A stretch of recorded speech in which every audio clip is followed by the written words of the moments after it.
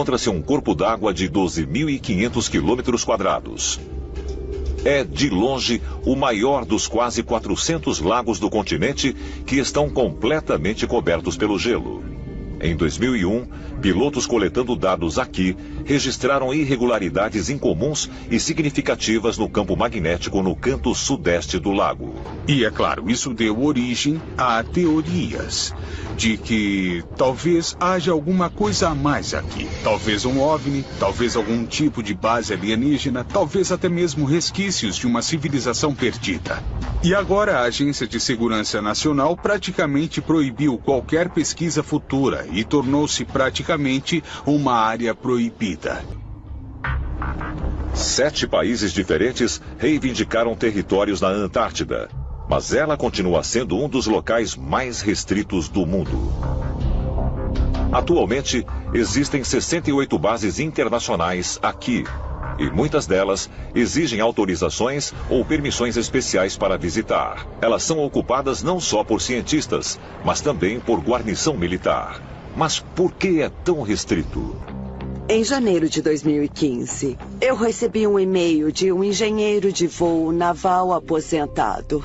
Ele pediu que eu o chamasse apenas de Brian, quando o mencionasse em público.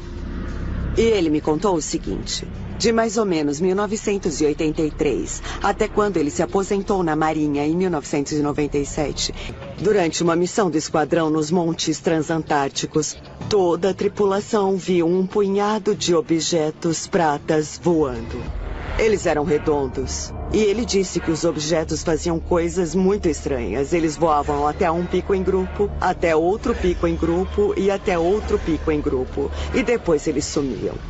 E isso não aconteceu apenas uma vez, aconteceu repetidas vezes. De acordo com o informante, este foi apenas um dos muitos mistérios estranhos ocorridos no continente que ele testemunhou durante o tempo que serviu lá. Não muito tempo depois, eles receberam uma tarefa. Era uma emergência médica. Eles agora estavam sob pressão, o tempo estava acabando. E então tomaram uma decisão. Eles iriam pela área proibida de voar porque era uma emergência médica. E o que eles viram? Parecia uma enorme entrada para uma caverna no gelo. E depois disso, eles foram repreendidos por homens de terno e gravata, que não eram de McMurdo. Parecia que eles eram de Washington e ele revelou. Eles nos disseram que não podíamos jamais sobrevoar aquele buraco. E nunca mais nós discutiríamos aquilo. O que estava acontecendo? Essa não foi a primeira vez que um buraco grande foi localizado no gelo da Antártida. O famoso explorador polar Admiral Richard Byrd supostamente relatou ter visto uma entrada enorme para o mundo subterrâneo durante sua expedição de 1947 ao Polo Sul. Admiral Byrd fez muitas declarações incomuns, descrevendo supostamente uma abertura grande no Polo Sul, que dava para o interior da Terra. Não tinha gelo e era habitada por vários tipos de alienígenas.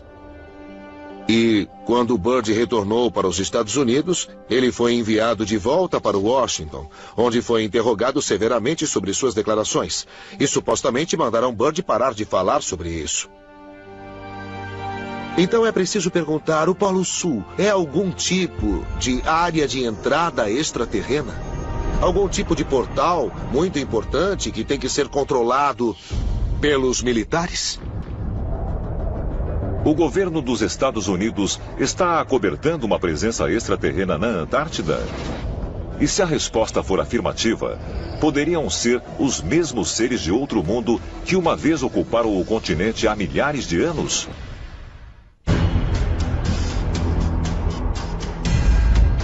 Antártida Oriental, outubro de 2015.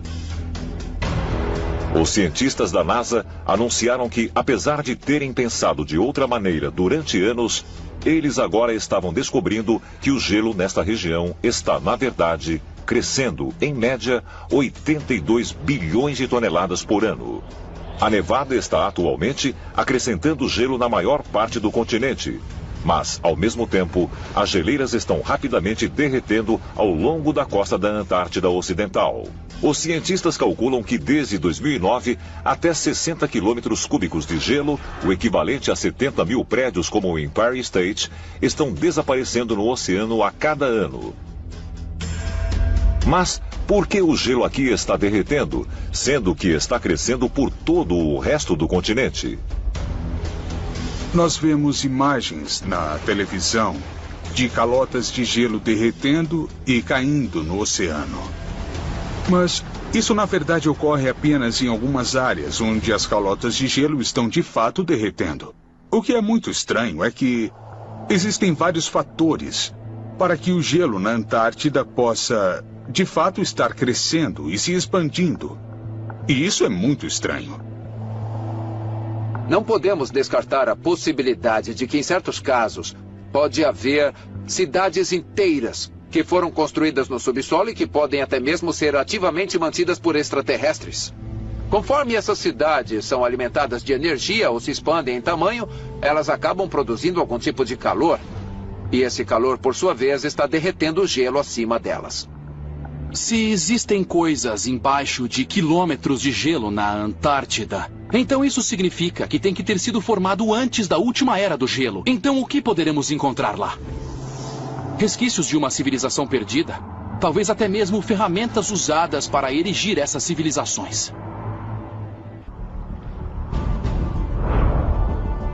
E se elas são, na verdade, estruturas artificiais, como isso pode ser possível em um lugar que está encoberto pelo gelo há mais de 12 milhões de anos? A Antártida pode não ser um continente congelado há muito tempo, como os cientistas convencionais sugerem.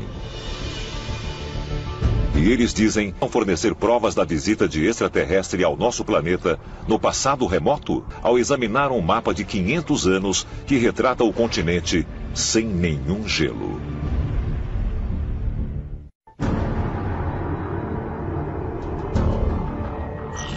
Sibéria, 2013. Um mamute lanoso foi descoberto congelado no gelo glacial. Ele foi congelado tão rapidamente que seu sangue e músculos estão perfeitamente preservados. É apenas um dos vários outros que foram encontrados dentro do gelo siberiano desde a virada do século XX. Muitos foram aparentemente pegos em pleno movimento. Alguns estão com comida na boca e vegetação no estômago, que só seriam encontradas em um clima muito mais quente.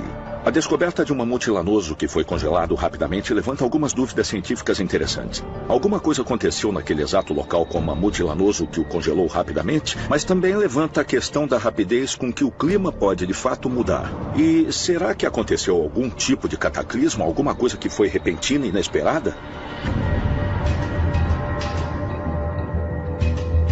Em 1958, Charles Hapgood, um cientista formado em Harvard, publicou o livro Earth Shifting Crust. Nele, Charles propôs que porções da crosta terrestre experimentaram violentas e repentinas mudanças no decorrer da história geológica. Sua teoria, conhecida como deslocamento da crosta terrestre, diz que tanto a Sibéria quanto o continente da Antártida estavam localizados em climas levemente mais temperados antes do final da última era do gelo, há aproximadamente 12 mil anos. Mas então, alguma catástrofe desconhecida os arrastou para suas atuais posições. O professor Hapgood apresentou a ideia de que a posição antiga do Polo Norte era na Baía de Hudson, no Canadá. E então ele se mudou para onde o Polo está hoje. E no Polo Sul, ele acredita que a área da Antártida também experimentou anteriormente o clima temperado e que isso foi repentinamente empurrado para dentro deste enorme gelo e neste clima muito severo. Ele acredita que a última vez que isso aconteceu, na verdade, foi há aproximadamente 12 mil anos. Quando refletimos sobre a teoria do deslocamento da crosta terrestre, e a teoria tectônica de placas, imaginamos a crosta praticamente flutuando no magma e sendo capaz de mudar e se mover em cima dela. A crosta terrestre não é uma placa única. Sabemos que é feita de placas individuais. Então podemos observar e ver como os continentes estavam agrupados, para onde eles se moveram e como eles se separaram durante um longo período de tempo. A pergunta é, algo do tamanho da Antártida poderia se mover repentinamente ou será que ela é grande demais? Essas mudanças da crosta, de acordo com Hapgood, na verdade poderiam acontecer durante um período de até mesmo dias. E então, se existia uma civilização próspera, este descolamento da crosta poderia ter ocorrido muito rapidamente. E então a civilização poderia ter sido congelada num período muito curto de tempo. Embora a teoria de Hapgood de mudanças repentinas e em larga escala da crosta terrestre não seja amplamente aceita, o físico renomado Albert Einstein ficou empolgado com ela e até mesmo escreveu o prefácio do livro de Hapgood. Hapgood também encontrou apoio para sua teoria quando, em 1960, enquanto vasculhava os arquivos da Biblioteca do Congresso, achou o mapa incomum publicado em 1531. Parece que o mapa de autoria do matemático e cartógrafo Laurence Finet retrata um continente livre de qualquer gelo e notavelmente semelhante com os mapas atuais da Antártida. Foi só muito mais tarde, em 1820, que nós tivemos uma ideia real de como era a Antártida. Mas aqui, no mapa de Laurence Finet de 1531, já havia Antártida. Mas como é possível que esse continente apareça neste mapa? Como pode? Pesquisadores estão desconcertados com o fato de o mapa de Finet incluir um continente que só foi descoberto mais de 300 anos depois. E eles estão ainda mais perplexos com o fato de que o mapa retrata a Antártida sem gelo.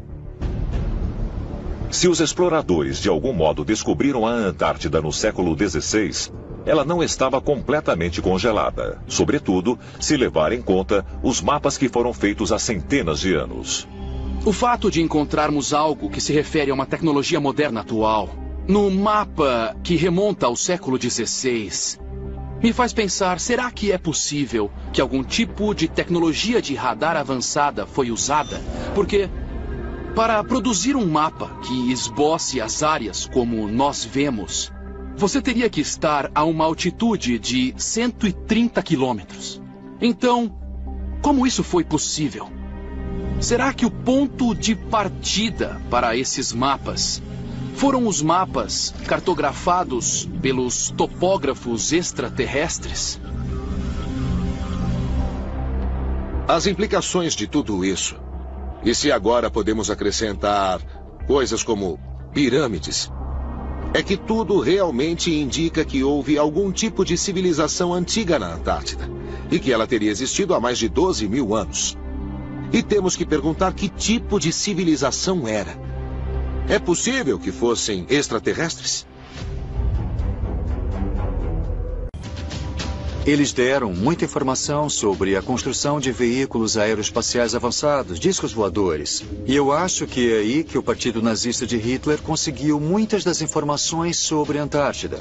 Informação de que na Antártida existe uma civilização antiga, ou bases onde poderiam encontrar muitas tecnologias avançadas, com seres que declaravam ser de origem extraterrena, ou que declaravam pertencer à civilização que habitava o interior da Terra.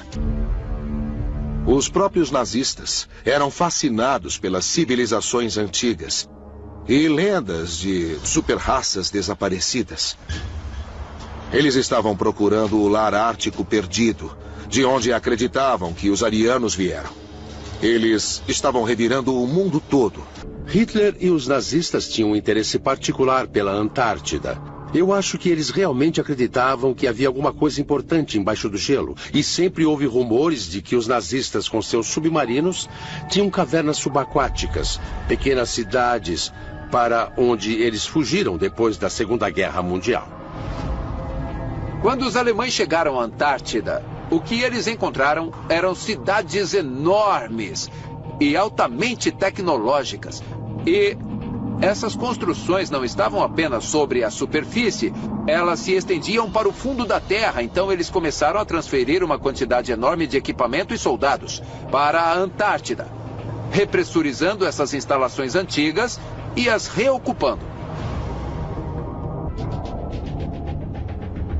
Se, de fato, os nazistas estavam procurando tecnologia extraterrena na Antártida, é possível que eles tenham, na verdade, encontrado? E o exército dos Estados Unidos pode ter descoberto essa tecnologia poderosa anos mais tarde, durante a Operação High Jump? O que realmente existe debaixo do gelo e da neve na Antártida? Esse continente congelado já esteve coberto com vegetação viçosa